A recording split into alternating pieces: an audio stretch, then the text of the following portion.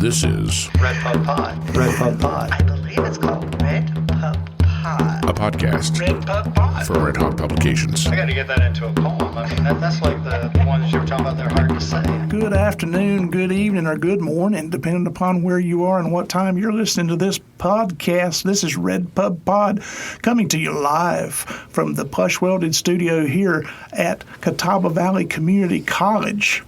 Today, we have a very, very special guest, along with our regular gang of idiots here. We've got executive producer Richard Eller over here, and I've got my fantastic friend Patty Thompson right over here across from me. And we're getting ready to interview Scott Owens.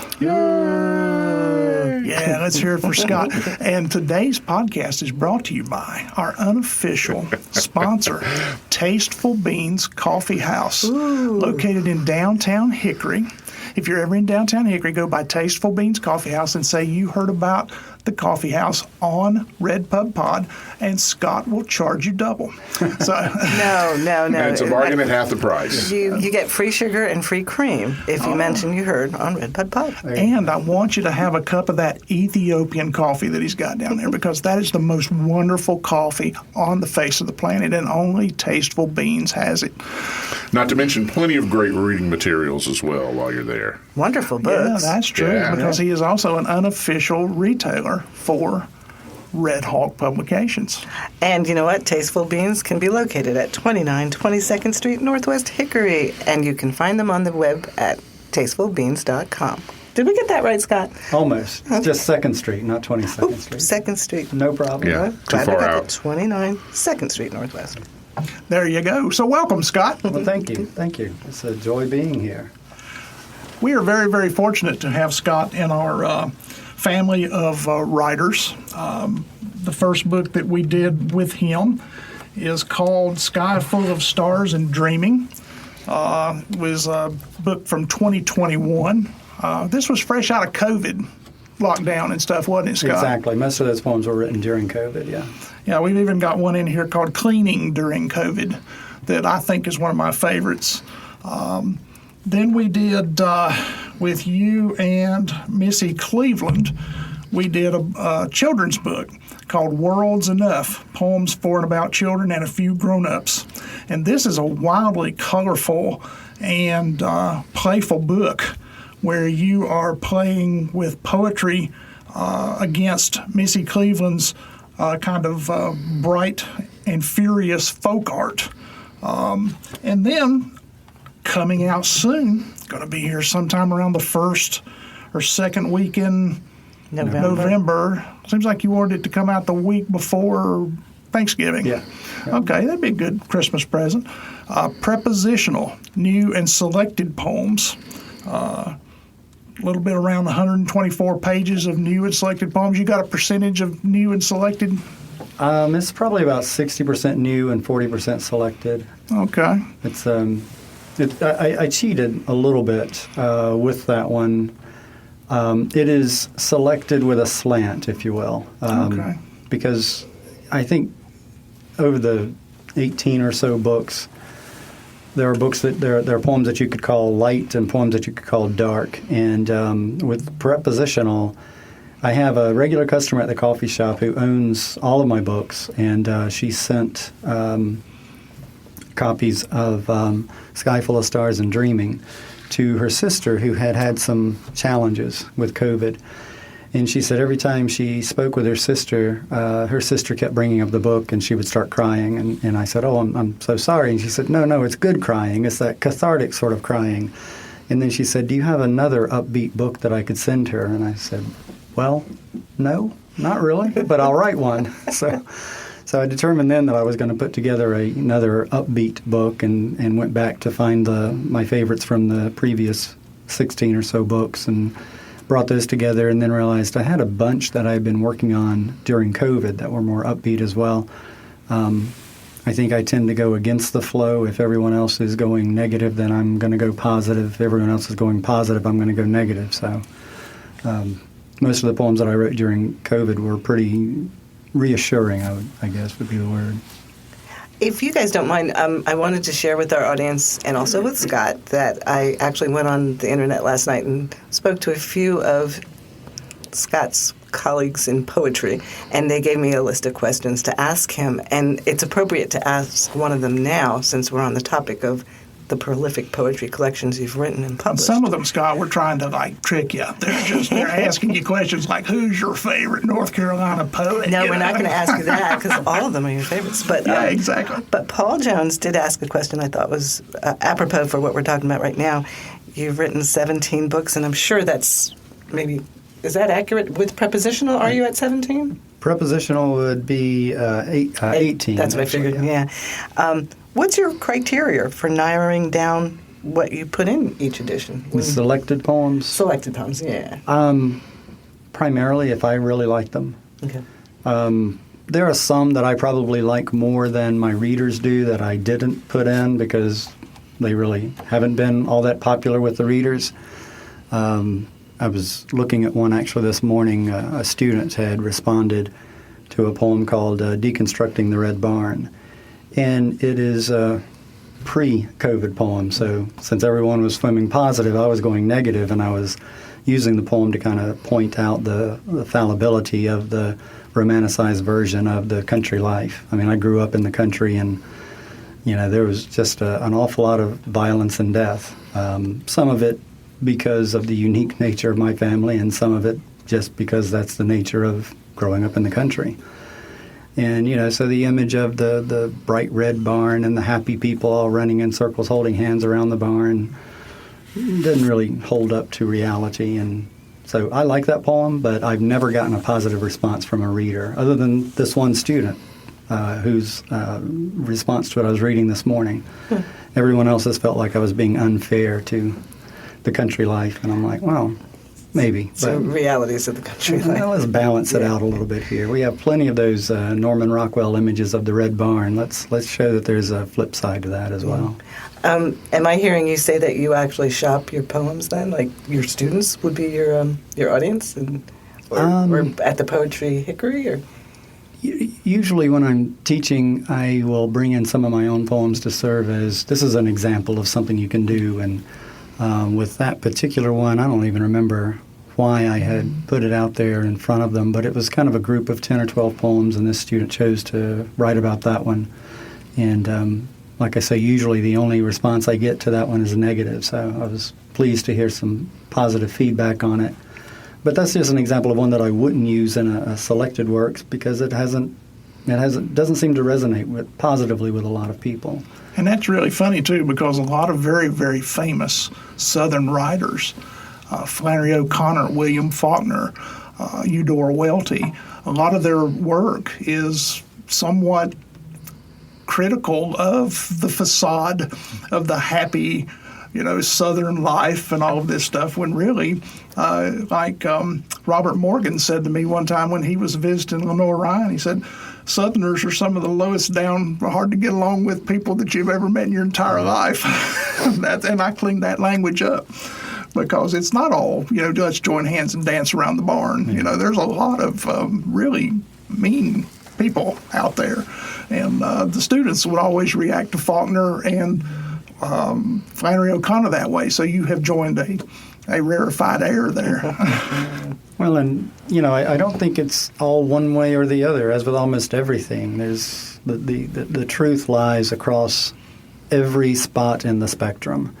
And I just think too often we find ourselves fixating on one image as this is the way it is. And it never is that way. It's always that way plus 50 million other ways. And sometimes we just need to acknowledge the breadth of diversity that exists in any situation rather than trying to simplify it down to one thing. Yeah, it's like Leonard Cohen said, I've got a wider stripe of gray. Yeah. The gray area is oftentimes where the truth is. Right. I love the line from Whitman where he says, do I contradict myself? Very well, then I contradict myself. I am large. I contain multitudes. That's it. What else you got, Miss Patty, from the... Tim Peeler, illustrious poet himself, and of course one of our senior editors here. He had a question that I'm sure our listeners would like to hear. what compelled you to go into poetry, and when did you know that you were a poet? That's a tough one, really. I can remember when I was a kid, my family, the television was always on, and there was always someone watching it. I was more likely to be lying on the floor reading, and then would look up when the commercials came on because I enjoyed the jingles. There was rhythm and rhyme to it. I remember enjoying the jump rope rhymes at recess. So I think I've always been fascinated with the language. And probably the first things that I did in regards to writing were mostly short stories. I enjoyed writing tall tales. As soon as I discovered tall tales, I thought, I can be more outlandish than that. Let me show you. And wrote tall tales. But at some point, probably in my mid to late teens, it seemed like everything that I wanted to write was shorter, had fewer words, and had more white space. Blanks that the reader would fill in, details intentionally left out to achieve something. And so I guess at some point around 17 or 18, I started to think, I'm more inclined towards poetry. I think I've written 4 finished adult-level short stories in my life, and every time I do, I'm amazed. I'm like, wow, I can write something other than a poem. But then I always want, for every 4 poems I have, or every 4 short stories, I have 500 poems. So it just, that seems to be how I perceive things as a poem rather than a story. When did you know you were a poet, though?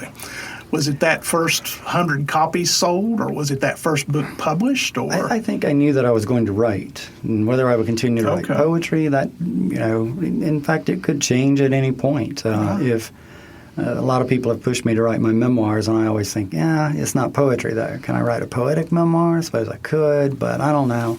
But if I sit down after retirement and start writing my memoirs, who knows? Maybe that'll be something significant. For me, I guess the first stamp of, okay, you might have something here was in grad school at UNC Charlotte when Robert Gray asked if I would submit one of the poems I had written for class to Southern Poetry Review. And I thought Southern Poetry Review was a big deal. I still think it's a big deal. So first I went home and checked my pants to make sure everything was okay, and then I got that poem together, and he said, and while you're at it, send in a couple more too. So I sent in, I think, 5 poems, and he kept 2 of them for the next issue. So I thought, wow, this is pretty awesome. I think I'm going to stick with this. That could be the moment. Yeah. When you're published. Yeah, usually when you're published, or usually when somebody you really respect asks for your work or comments on your work. I remember the first real rejection I got that tickled me was one where the editor of the magazine had sent back suggestions of, change this and then send it back to me. And I just thought, whoa, that's wonderful, because usually you just get a rejection. Right. Yeah, go away, leave us alone. But you can kind of feel like you're a writer when you get that, fix this and send it back to me, and then let's go from there. I do think, however, and I think it's an important point, that if Robert Gray had never asked for a poem and no magazine had ever accepted a poem, I would still write.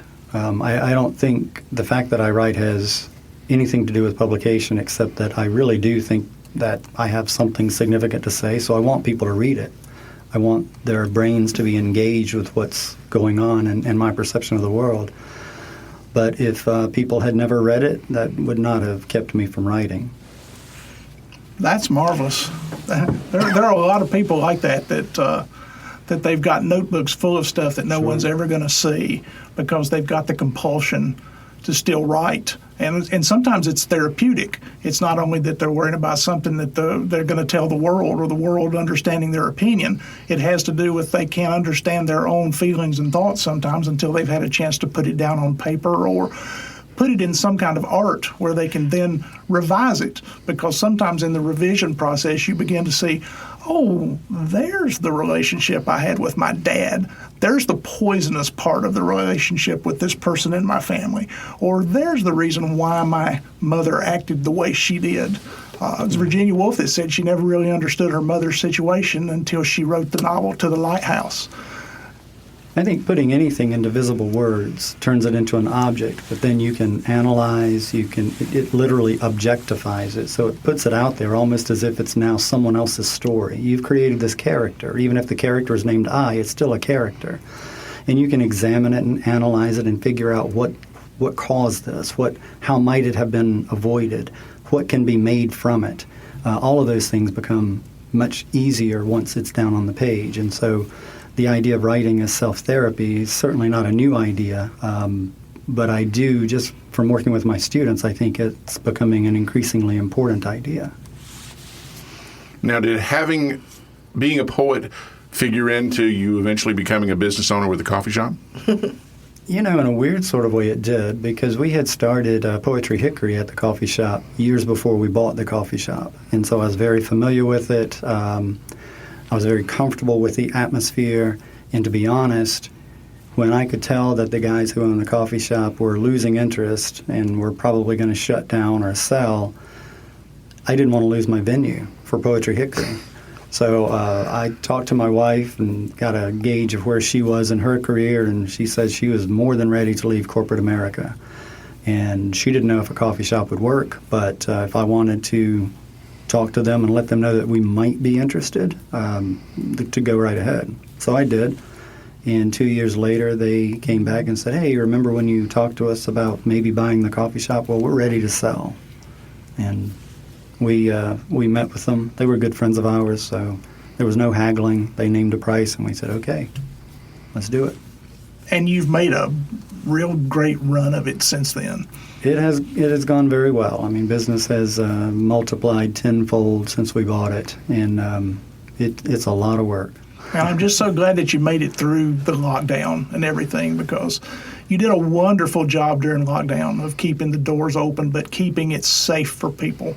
Because I delivered a lot of books down there and picked up a lot of coffee and a lot of groceries during the lockdown from you. And I was just very, very pleased at how positive you approached everybody's health and the protection of your customers, and still being able to run Tasteful Beans. So hooray for you as a thoughtful, conscientious retailer. There's a difference between a coffee house and, let's say, a community coffee gathering place, which is what Scott's created. Mm-hmm. It's not just coffee. It's amazing food, freshly prepared. And I'm not doing an ad spot, but I'm just saying everything about what you've got there really speaks to the community, because you've got local artists, gifts that you can buy, amazing art, and you've got an open door policy where people can come, and you're open mic at Poetry Hickory. So it really is a community gathering place. So well, thank you. Thank you. Thank you. And that really was the thing that was the most worrisome during the COVID lockdown, was the fact that the place is a destination place where people like to hang out. And the first thing that you and Julie did was you took the tables and chairs out. Yeah. And you could just come in, make sure your mask was on, pick up your stuff, and you had to go. And I think it's just wonderful that you made it through it. I'm just so glad that the coffee shop's still there, and still now we're back to where we can gather. And by the way, did we mention you can buy books there?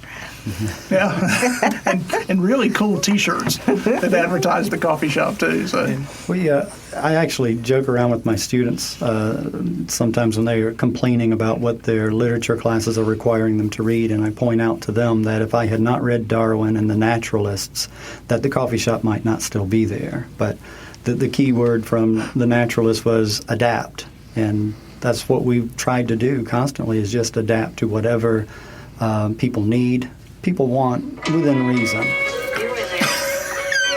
Excuse me, we're Rolling Stones. Now we're advertising for the Rolling Stones. I tell you, if you We've done that more than if once. you keep that up, we're going to have to pay royalties on that. I just wanted to thank you for selling as many copies of our Hickory Then and Now book during the COVID lockdown as you did, because that was a project that Patty, Richard, and I worked on throughout the COVID lockdown that basically came out at the epoch of, the infection, and we kept, bringing you copies, and you kept selling them all the way through. I mean, it's a gorgeous book. I mean, I'm not surprised it's such a good seller. I'll be surprised if we don't sell just as many as we enter this holiday season. So hopefully you have plenty on We do. We got a few. We got a few. Okay, good. Yeah, the same thing with the Newton Then and Now book too. Yeah, if you're a Hickory resident and you used to live in Newton, you'd like that book. Yep. Of course, it's got to be an interesting feeling when you're watching World's Enough, because a lot of those have flown off the shelf in your coffee shop, and you being co-author with that. I mean, how does that feel? Well, I've had poems written for children around for ever since my daughter was a child, so 20 years. And I've always thought I could put these together into a book, but I also knew it had to be illustrated.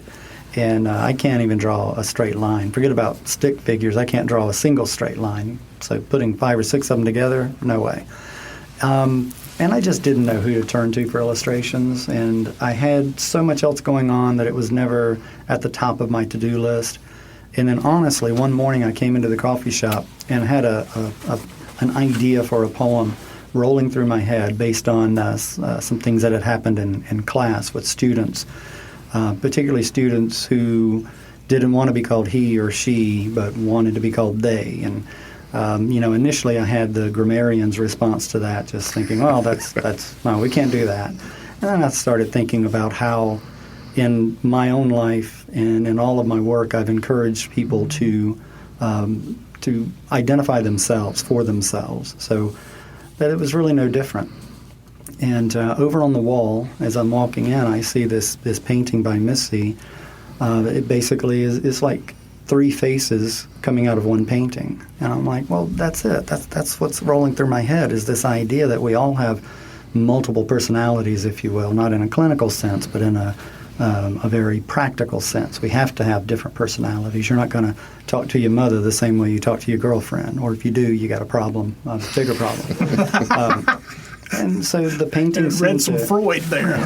The painting seemed to capture that idea, and I hadn't really thought of the idea as a poem for children, but looking at the painting, I thought I could focus that towards kids.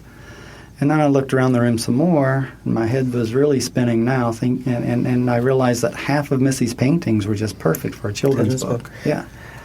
And in fact, I started thinking about poems of mine that I could pair with paintings that she already had.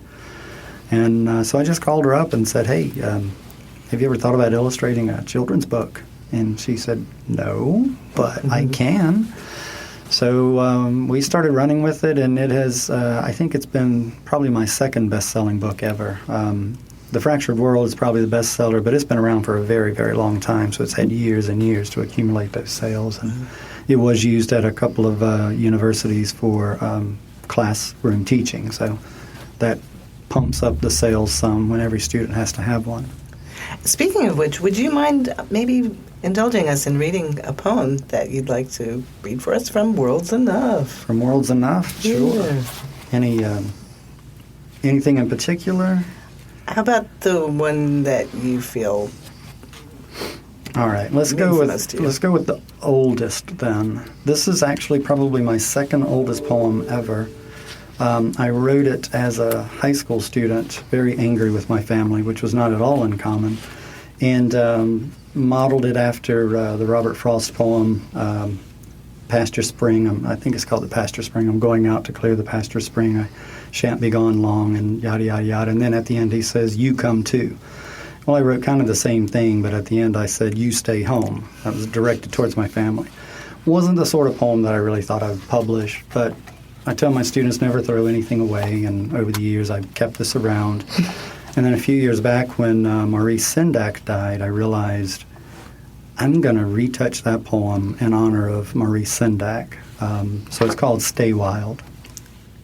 I'm going out, he says, to anyone who isn't listening, off the porch and through the yard, out the gate that we keep barred, past the topsy-turvy hens, pecking, prancing, dancing again, flaunting highfalutin feathers, cackling loud and all together, just to get fluffed up enough, past the pasture crowd of cattle proud, lowing deep and lowing gruff, and flaying flies with fraying tails, past the pond whose boat we rowed and caught the wind in its little sails, to find the croaking toad's abode, past the fence so long and frightening, seeming like it's ever tightening, I'm going out to the wild woods where the wild things are, where dragons and giants come out to play and chase my restlessness away, where flowers bloom from every field and cities rise from every hill, where skies are blue and blowing wild and welcome every dreaming child, where everything that I can see makes me think more endlessly. But don't you worry, I won't go far, just far enough to be farther away than I could imagine yesterday. I always think of that little boy in Where the Wild Things Are, who gets sent to his room without supper, and he goes off into this. For him, it's at least it starts out to be an angry fantasy land. And I did very much the same thing. I ran away more times than I can count when I was a kid, only to come back before morning. But running away literally or figuratively is kind of the same thing. Now, when you rediscovered that poem and decided to put it in there, did you touch it up, or is it the artifact that you first wrote? It's definitely touched up. Okay. Big time. Yeah. Okay. Yeah. How much revision goes into the cadence of a poem like that? That poem definitely has a cadence. It definitely has a meter. It's got this gee, golly, gosh kind of thing, and the words are crunchy. They fill your mouth. As you were reading it, I'm thinking, I'd have done stumbled over that. I'd have done stumbled over that line. So you're an excellent reader as well. But how much revision goes into that to where you can get that perfect thing you want? Well, that one's definitely a difficult one to read. And perfect, I don't know that it exists. I guess two things that I would say to that. One, I constantly tell my students, you got to read. And the bottom line is we internalize these rhythms, these patterns, such that we can do them without having to think so much about them. And if you don't read constantly in the style that you want to write, then you're not going to be able to do that. It's like playing basketball. If Michael Jordan had to think about the move he was getting ready to make, he'd never have time to make it. But he practices these moves, and then he gets in the game, and the situation arises, and he does it automatically. That's kind of has to happen to some degree with writing. But at the same time, I revise endlessly. I tell my students that Whitman revised Leaves of Grass, or Whitman had 19 different versions of Leaves of Grass. I figure if that's okay for him, then it's okay for me. So I have poems that I have published in a magazine, revised it, published in a book, revised it, published in a second book, revised it. And whenever I give a reading, it usually sounds different from how it appears in the book anyway. So it's endless, to be honest. You reach a point where you're happy enough with it that you can publish it or that you can read it in public, and you just kind of have to go with that. But that doesn't mean you have to be done with it. You can still change it. Yeah, my students have always been interested to find out that, Whitman wrote one book, Leaves of Grass. He just published it 17 times and 19 times, those revisions. Wow. I'll point out Alana Dagenhart, who has also published with us, by the way, Yellow Leaves, a lovely collection. She had a question, and you've alluded to the answer, but let's maybe fine-tune that question a little bit. You are an instructor at Lenore Ryan University teaching creative writing, I believe? Yes. And her question is, what's the number one thing a poet can do to get better? Now, I'm hearing you say you tell your students to read and revise. Anything else that you could mention, maybe something? The hardest one, reading and revising, that's a matter of time. The hardest one is making writing a priority. We're barraged on a daily basis with responsibilities, expectations, opportunities, all these things we can do with our time. And time is like money. We only have it's a currency. Yeah, we only have a limited amount of it, and we choose how we're going to spend it. Some people want to spend it playing video games all day. That's fine. Their choice, as long as they can make a living doing it. So to convince young people to spend their time pursuing writing is a difficult task. But I think that's the number one thing is if writing's not a priority for you, then you're really not going to get significantly better. You might get a little better. You might publish a few here and there.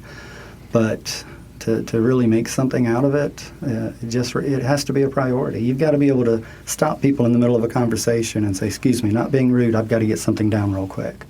You've got to be willing to use the emergency lane on the interstate to write whatever's coming up in your mind at that time. And it is emerging, therefore it is an emergency. That was my explanation to two of the three state patrolmen who have pulled me over or pulled up to ask me why I'm in the emergency lanes. No way. Yeah, and they handled it very well. They're like, okay, be careful. And I think they I was honest with them. I showed them the paper, so I think they understood. So do you do that like in the middle of running a coffee shop? You get those ideas, or? I usually might find some way to detach myself very quickly. It helps to be the boss. You can tell something. Hey, you come here. You do this for me for a moment. I'll be right back. I'm inspired. Yeah. I'll tell you, that's one of the things I admire about Professor Eller here is you do make time to write. Yeah. He'll spend weekends, writing while the rest of us are binging something on Netflix. I agree with you. You have to. Although I have the love of the new. If it's a new project, I can't wait to get into it. But I got 3 going right now, and in various stages of enthusiasm that I, might work on, might not, kind of thing. So it is. I think it's fantastic when you're working on multiple things at once. You can bounce around. And, you take whatever energy is really coming to you. Typically, if you've got 3 different fonts, let's call it, 3 different fountains of energy at that time, one of them's going to be flowing.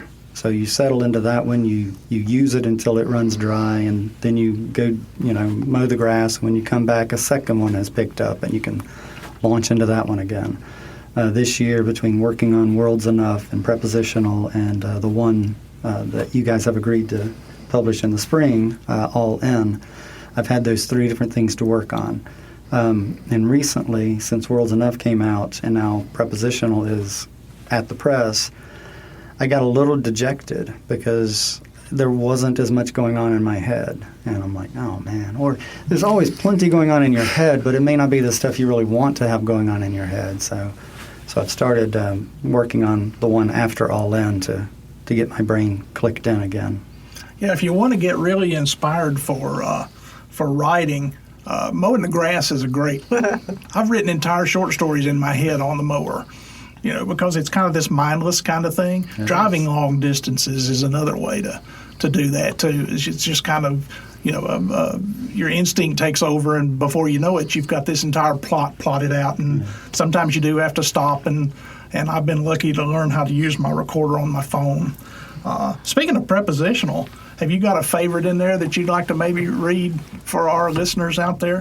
Prepositional is up for pre-sale right now. You can save a couple dollars on it at RedhawkPublications.com.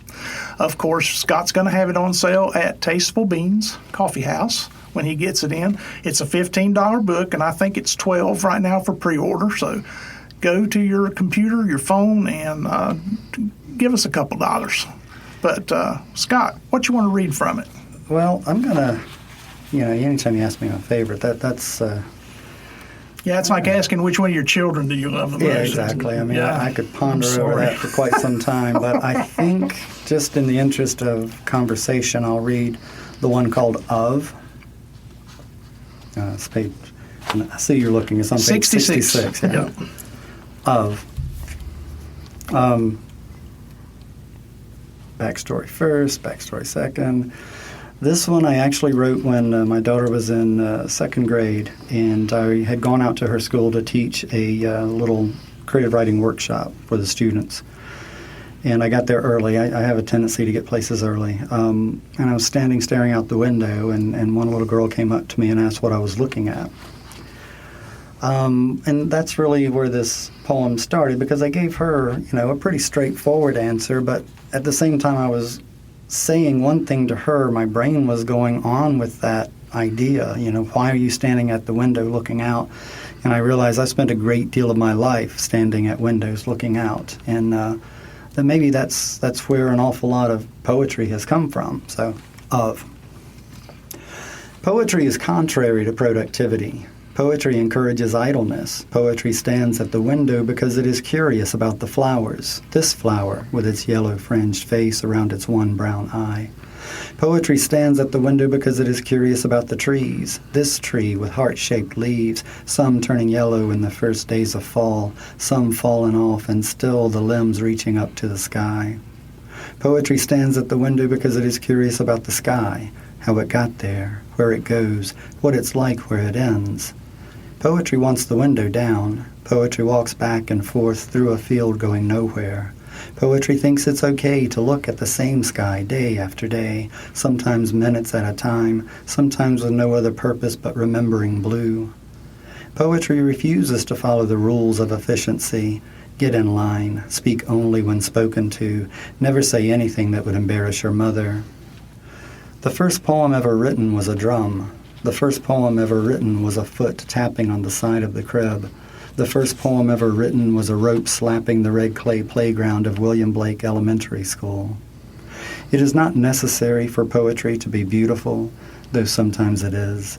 It is not required of poetry that it be profound, though it rarely closes its eyes.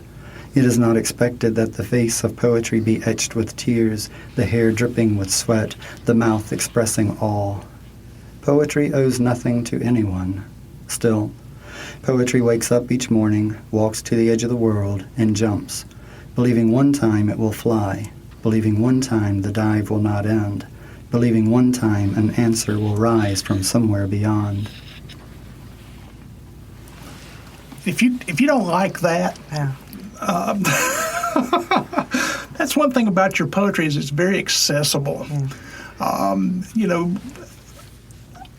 I don't mean to say that some poets are inaccessible, but there are poets But that some poets are inaccessible. Well, I oftentimes open my poetry sections in my classes about, I say, okay, here comes our poetry unit, and they all groan. And I say, no. Now you're going to find some poetry that is going to speak to you, and you're going to find some that doesn't. It's trying to figure out why certain poetry speaks to you.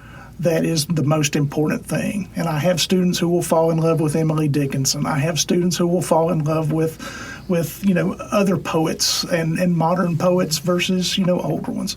And then there'll be one who will say, I can't figure out what Eliot's trying to tell me in The Wasteland. And No one's ever said that before. Yeah, and I will say I've been arguing with that poem for 25 years. But your stuff is very accessible in its humanness. Not always. When I give a reading, I tend to choose the more accessible pieces because I want, if you don't have it in front of you to read, it's harder to understand. And I want the audience to leave feeling like they understood something. So I favor the more accessible poems when I'm reading out loud. In certain books, blocking on the title now, Down to Sleep. Those are very difficult to figure out exactly what's going on, primarily because they're mostly based on dreams. And, of course, the logic of a dream can't be tracked. There's no A to B to C to D. It's A to wherever hell it wants to go and then back around to wherever the hell it wants to go, and it just keeps going that way.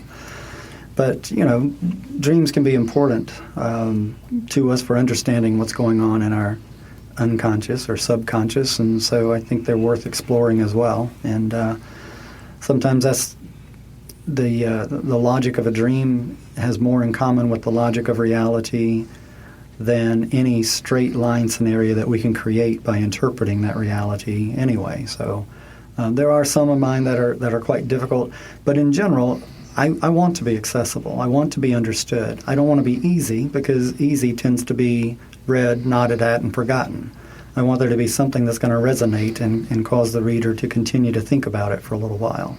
Well, that is the point. It's accessible, but it does resonate. It's one of those things that you don't forget. And I will admit that book you mentioned is your Tim Early kind of. Yeah, that's the one that when I got it, you were very nice to give me a copy of that years ago, and I said, yeah, this is like Tim Early kind of poetry that I'm going to have to really dig down and get into this. But in Sky Full of Stars and Dreaming, I took this book home when it was in proof, and I gave it to my wife, and I said, please look in this for typos. I said, because this is the first book we've done for Scott, and I want it to be perfect. I don't want there to be any problems with it. So will you look at it? And she went through it, and she was sitting in the living room, and she got up, and she came into the den where I was sitting, and she had page 35.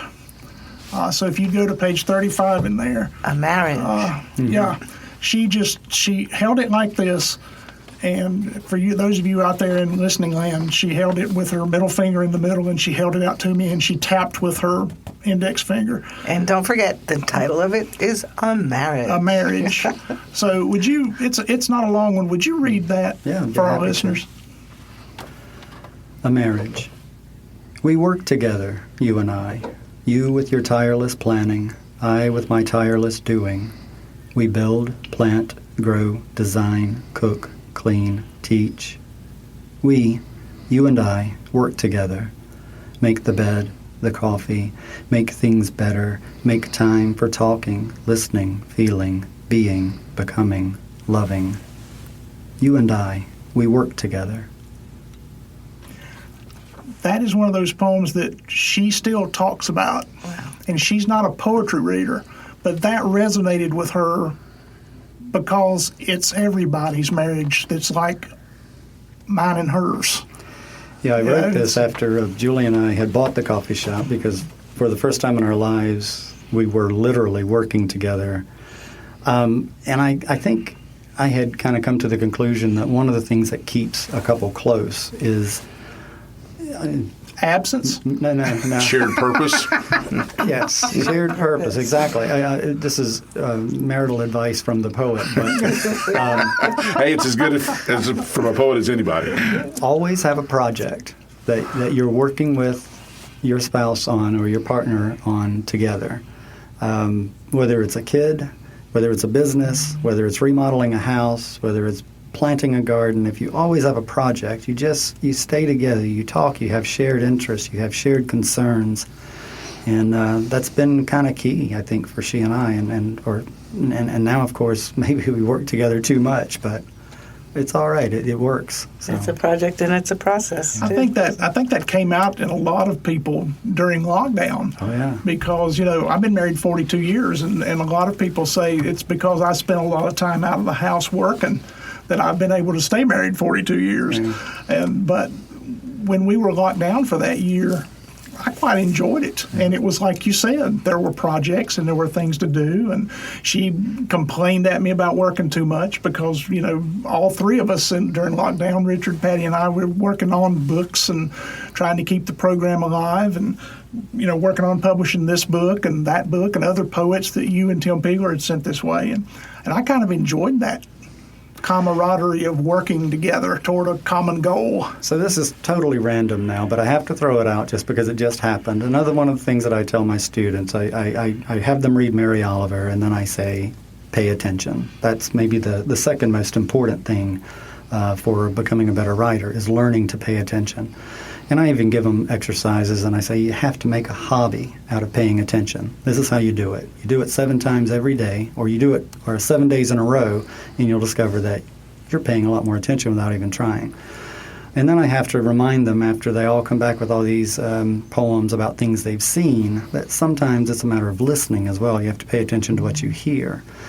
And some poems, some lines have just started with things that I've misheard over the years, something you hear in the hallway, and it sounds brilliant or it sounds hilarious, and you're like, I got to use that, even though you realize I didn't hear it quite the way it was said. Just then, you said Richard, Patty, and I. And I heard Richard Petty and I, and I'm thinking, oh, I can write a little poem. Race car driver, yeah. Richard Petty and I, and see what happens in that poem. That's funny. You know what? We're going to have to wrap this up, but we do have one final question from one of your poet colleagues, Adrian Rice. He's got a good question for you. What would be your top 3 desert island books of poetry, and why? Well, the temptation is just to say the Norton Anthology of something, because it'll be huge, right? Right. And you got a lot of time to spend on that desert island. So. Exactly. You don't want to exhaust your sources, your resources too early. Honestly, I would have to take Galway Connell's Book of Nightmares because I never tire of reading it. And every time I read it, it seems different. And I think that's the mark of really great poetry is it seems to change as you change. And then I would take one anthology. I think I would settle for, there's a book called Another Republic, and it's like a mid-'70s anthology of European and South American writers.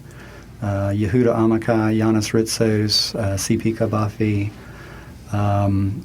just fantastic writers who were doing things that were different from what we were doing in America at that time. And so it's like discovering new stuff all the time. So I'd want to take that, and then honestly, it would be whichever I could get cheapest between the collected works of E.E. Cummings, Robert Frost, or William Shakespeare. Just something big that is deep enough and interesting enough to keep me going. I would probably look for Cummings because he would be more fun than anyone else that I had chosen. So I have to have a little bit to laugh at sometimes. Yeah, that big Riverside Shakespeare would be a good one to take, because you're gonna get comedy and horror. And But what if you came off the island and you were talking like Shakespeare? I don't know. I would like it because it would irritate people. Forsooth, methinks, yeah. That is assuming you get off the island. Yeah. But if you do, then it only makes you more quotable. Yeah.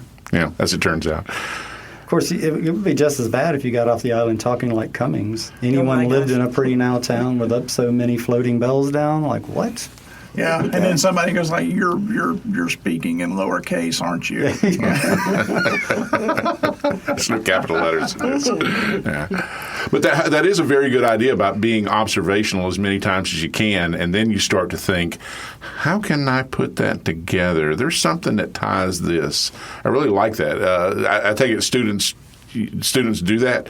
You get them to do it? I get some to do it, and I can usually tell which ones are doing it by the fact that the visceral detail in their writing multiplies.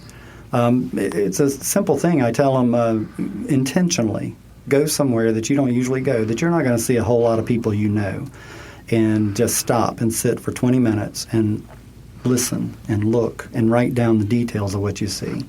And I say do that every day for the next 7 days.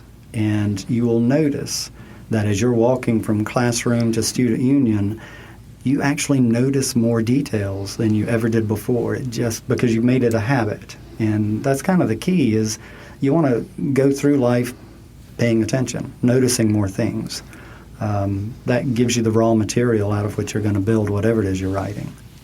At the very least, that builds documentation for the age in which you live to pass on to people, because this will change. And it also contributes to critical thinking skills too. I mean, it causes you to pay attention and ask questions of things, because if you're paying attention and you're noticing how something works the first time or something like that, you might want to try to figure out. I never will forget when I was a little kid, I thought I was brilliant because I figured out if you ran over those little plates on the street, the light would change to green. And for some reason, when I was really little, I thought I was the only one that knew that. The light would be red, and my father would roll up, and I'd go like, now he's going to roll over that piece of metal, and the light's going to change. And I thought I was just brilliant because I'd figured that out. But it's those paying attention. You know the grooves on bridges? When you're going over them, they make what sounds kind of like music, right? Mm-hmm. I'm still waiting for someone to make it so that as you drive over those grooves, it plays the Rolling Stones. And there is, I think, out west, one of those that it's like the Star Spangled Banner or some song that we all know. They've done that, but you don't see that enough. Yeah. Wouldn't it be great if you were traveling to work every day and you got, you got a chorus of Give Me Shelter, or you got I Want to Hold Your Hand, or something that you like. And they actually did it out west with the grooves that they put on the side of the road that let you know you've run off the side of the road. The wake you up grooves. They did it up with that groove. Does it go stop? I was thinking it would play Born to Be Wild or something. You're going off road. The theme to Thelma and Louise heading toward the cliff. Yeah. Well, ladies and gentlemen out there in podcast land, thank you for joining us again for another fantastic episode. Thank you, Scott Owens. Thank you for coming in. It is always a pleasure to talk to you, and it is even a greater pleasure to publish you because you're just really, really good. You're a good guy, and I like working on these projects because they're not only does Scott know what he wants, but he's also can put it into words to where I can translate it into a book, into a thing. But it's also really, really good poetry. So again, RedhawkPublications.com. Put Scott Owens' name in the search bar right there, and you can buy all of his books, and he's got his other books from other publishers at Tasteful Beans Coffee House, which is our favorite retailer. Which is our favorite retailer and our favorite coffee shop. You got to try the Ethiopian, I'm telling you. He's got the beans there, and he'll grind them for you, and it is marvelously flavored coffee. So I guess that's it for. Wait, we've got two final things. Two final things. I'm sorry. Just to remind folks to please like, share, and subscribe to RedPubPod. Yeah, I forget about because we really want to make sure that since we are the second favorite podcast in Catawba Valley, according to Hickory Daily Record. And what was that podcast again? That I believe it's called RedPubPod. RedPubPod. RedPubPod. I got to get that into a poem. I mean, that's like the ones you were talking about. They're hard to say. I'm going to RedPubPod. Yeah, that's the next poem. Man, it rolls off your lips easy. Yeah. It's because he's so dadgum good. Yeah. So that's it? Okay, that's it. Make sure you like and subscribe and all these other little things. And please vote for us next year where we can be #1 podcast in the Catawba Valley.